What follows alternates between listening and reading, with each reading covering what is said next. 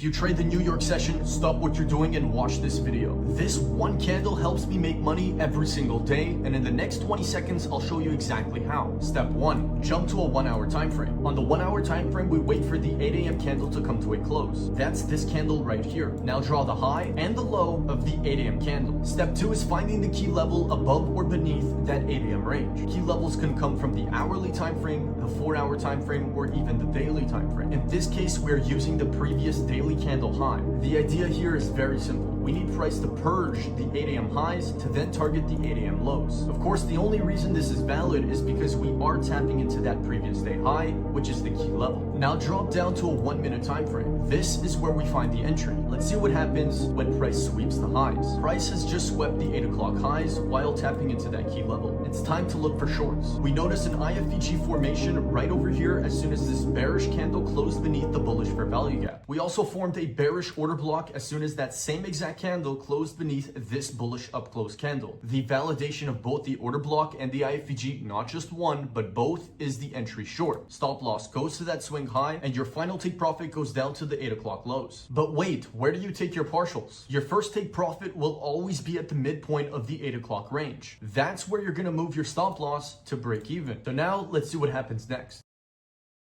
Price has just tapped into TP1. This is where you close out a majority of your position. This is also where you move your stop loss to break even. Let's see what happens next.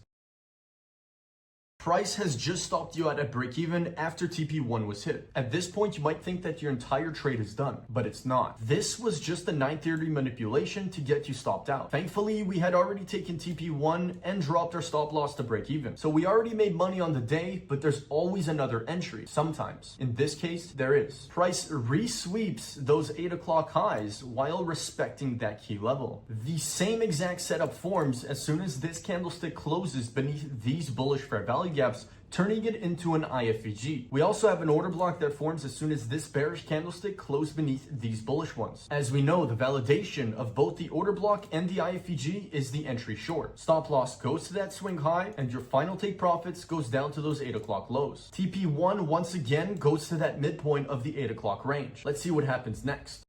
TP1 has just been hit. This means you now move your stop loss to break even. Let's see if price continues to our final target. And just like that, final TP was hit. In this example alone, that one single 8 a.m. 1 hour candle allowed you to catch two separate trades. One hitting TP1 then break even, and the second one hitting TP1 and final TP. If you want the step-by-step guide that I use every single day to execute this exact model, comment the word 9 a.m. down below and I'll send it over to you for absolutely free. Oh, and make sure you're following me so that my